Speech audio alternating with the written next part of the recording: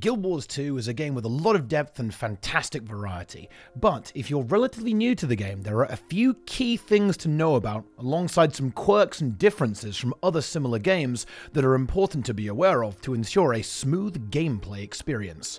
With that in mind, here are 15 handy new player tips that are aimed to answer questions and solve problems that I get asked about by new players all the time. Let's get into it. Use the trading post. Getting your hands on gold in Guild Wars 2 is incredibly important and can be easier said than done, whether you're just playing the game normally or you've looked up the best gold farm in the game. One common factor is that your actual gold count in your inventory won't really go up that much. What's going on? Well, it turns out that Guild Wars 2 doesn't really tend to reward you in straight up gold. Rather, the majority of your rewards will come in the form of items. Usually, this will mean crafting materials, gear, or sometimes a different currency, which you can generally then use to buy materials or gear. Converting these items to cold hard cash is simple. Just sell them to other players on the trading post. It's extremely important that you do sell items this way. Almost every item in the game is worth considerably more when sold to other players compared to when you sell them to a non-player character. Check your material storage. Have you been playing or farming for hours or days on end but seemingly have nothing to show for it? Don't worry, your newfound wealth is just hidden away in your material storage. Unlike in most MMOs, you don't exactly get a lot of gold coins in Guild Wars 2. Instead, you'll largely be rewarded in the form of crafting materials, and thanks to the handy deposit all button in your inventory, it'll all be funneled straight into your bank without you even noticing.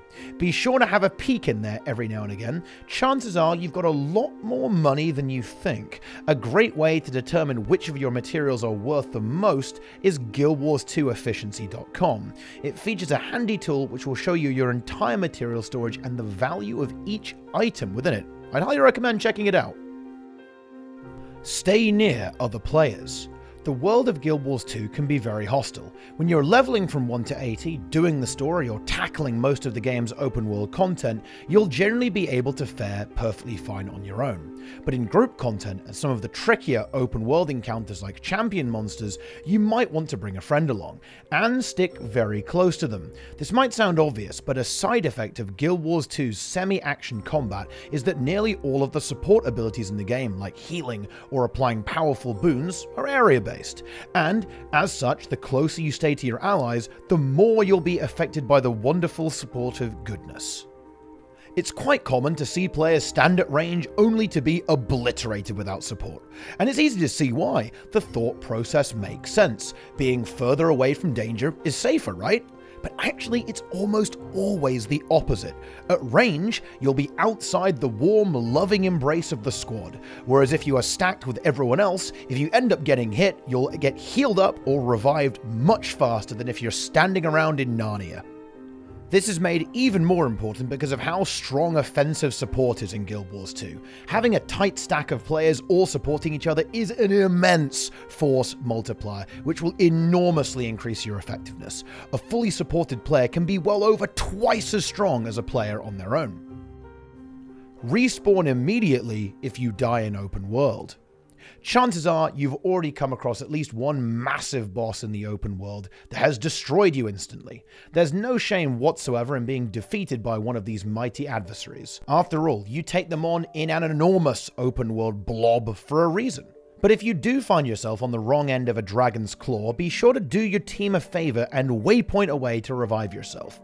There are two reasons for this. One is that for each second you sit and await a revival from the ever-generous Guild Wars 2 community, that's 1 second that could have been spent getting back into the mix as quickly as possible. The other reason is that if you do sit and wait, you probably will indeed find yourself being revived by hand, but that's not actually a good thing. While it might be comfortable to be able to just jump straight back into the action, it takes a pretty long time to revive somebody who's been fully defeated. And any time other players spend reviving you is time that they aren't pumping damage into the boss. It's also entirely possible that you're simply just left there on the floor spectating the action, which really isn't that much fun at all, is it? This type of downtime can quickly add up to such an extent that potentially your boss kill could be in jeopardy, or at the very least slowed down considerably. Not to mention that thanks to waypoints being plentiful and often very close to the action, and mounts now being in the game, a lot of the time, by waypointing, you'll end up back in combat much faster than lying on the ground and typing, "Please res!" Don't be lazy. Read your skills and traits. The true most powerful ability in gaming is indeed reading. Knowing which of your skills do damage, which of them heal your allies or support them, and which ones will lock down your opponents or break you out of a stun is critical for your survival and, of course, general effectiveness. Once you're comfortable with every skill on your bar, you'll be spending less time looking at your ability bar, figuring out which one to press, and more time blasting your enemies. Of particular note is skills with some kind of crowd control, that is, any of these effects here. In every kind of content, you'll often encounter enemies with blue bars below their health bar. These are defiance bars, also known as break bars, and can only be damaged by using crowd control abilities on them until they're fully depleted. The effects of a break bar being depleted varies from enemy to enemy. Sometimes it'll stun the monster and cause it to take increased damage, or other times it will move you on to the next phase of an encounter. Whatever the case may be, it's always going to be a pivotal moment of the battle, so be ready at all times to break those bars. Exotic gear is really good. Exotic gear is the second best level of equipment in the game, and you'll encounter items of this quality very early on in your journey after reaching level 80. And it's also very accessible to purchase from other players on the trading post. You might expect that before going into full-on endgame content, you'd want to go for the best in slot equipment, Ascended gear. But in fact, this is not necessary for anything except high-level fractals of the mists, basically dungeons, which require Ascended gear not because they're super challenging, but in fact because they have a special mechanic called Agony that requires Ascended gear to counter. Exotics are more than good enough for everything else in the game, including the hardest raid bosses. In fact, a lot of the content you might expect to require Ascended gear instead turn out to be some of the best places to earn Ascended gear. So don't hesitate to leap into whatever content catches your eye as soon as you have an exotic build set up and ready to go. Don't worry about hearts. Something that you'll find in nearly every zone in the game is Guild Wars 2's equivalent to quests, Renown Hearts. Renown Hearts are a little different to the typical quests that you'd see in most MMOs, in that they're entirely optional. While it might be tempting to sweep through a map completing as many as you can, there's really no need to if you don't want to. They won't unlock any further activities, their rewards are largely cosmetic, and they can sometimes be a little repetitive and time-consuming. If you find yourself getting bored of Renown Hearts, don't hesitate to move on and do something else. Dynamic events in particular are where Guild Wars 2 shines, and are often more rewarding than Hearts anyway. You can level in lower level zones.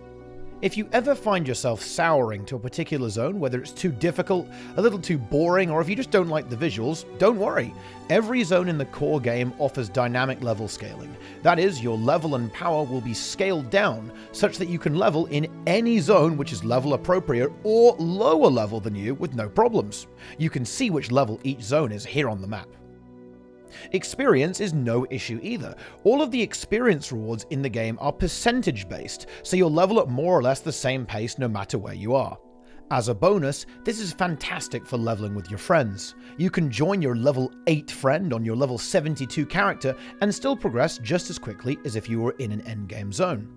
And while you will be stronger than if you're level 8, you won't completely destroy the experience for your companion by utterly annihilating everything in sight. Use the Wiki.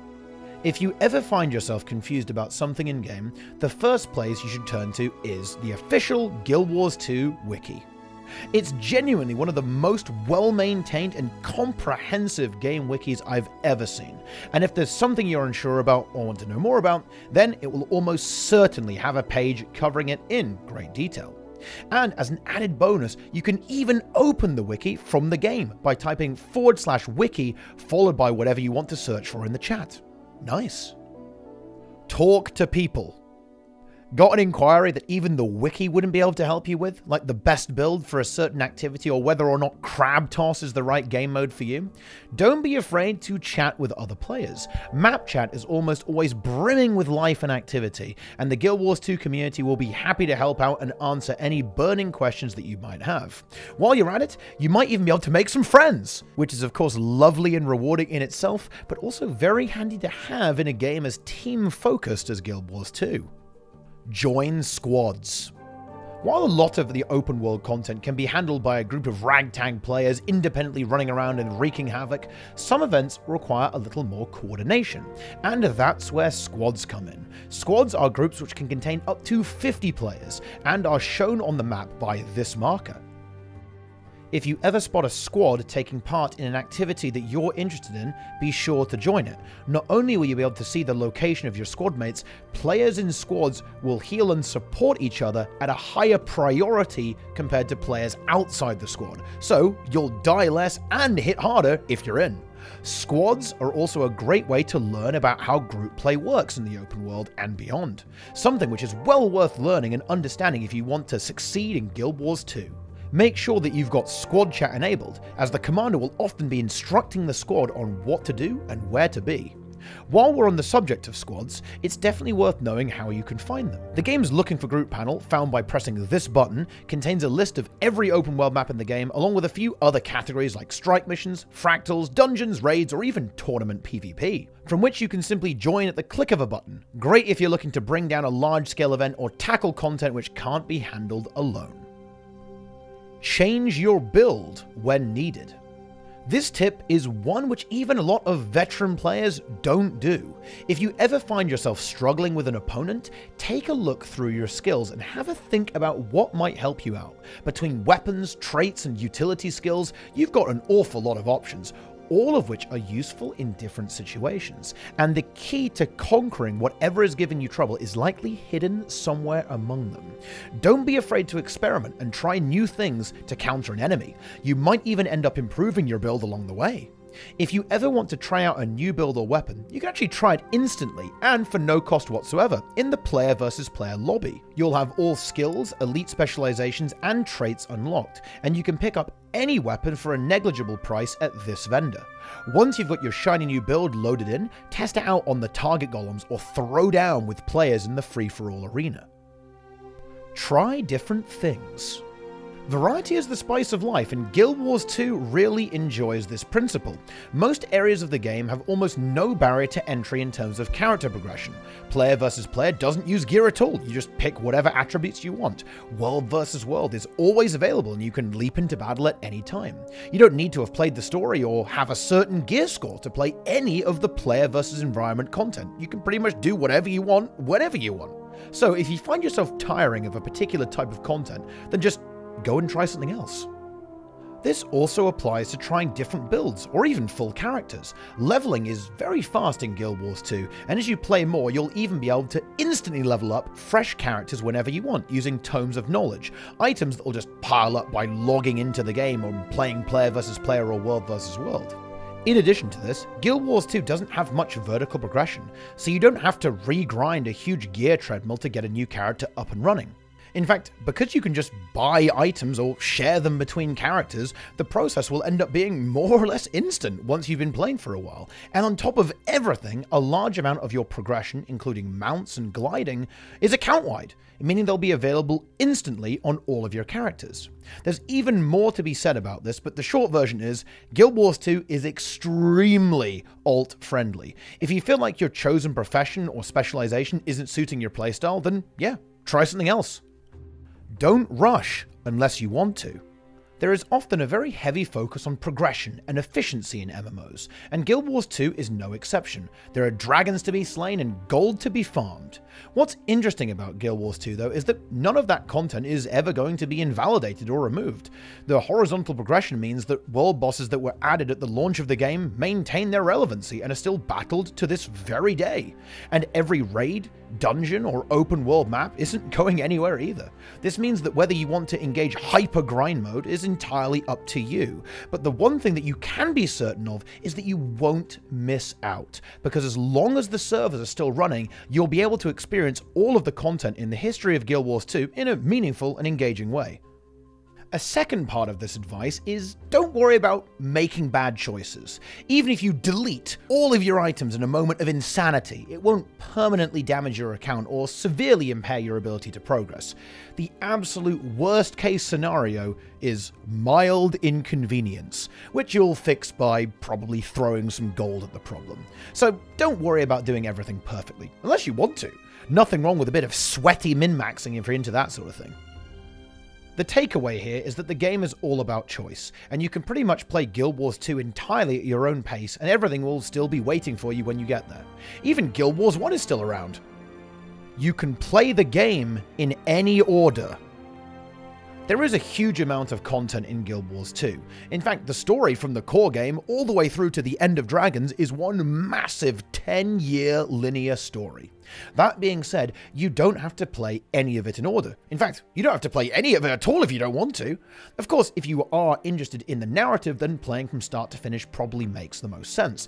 But be aware that you can play through it in reverse order if you see fit. This also applies to any of the open world or instance group content. You could beat the hardest boss in the game first, and the easiest last if that's your thing. The moment you're level 80, the world is your oyster, and you can disregard the carefully laid out storytelling and systematic design to your heart's content. So there you have it. 15 tips to help ensure that your Guild Wars 2 experience is as comfortable and enjoyable as possible.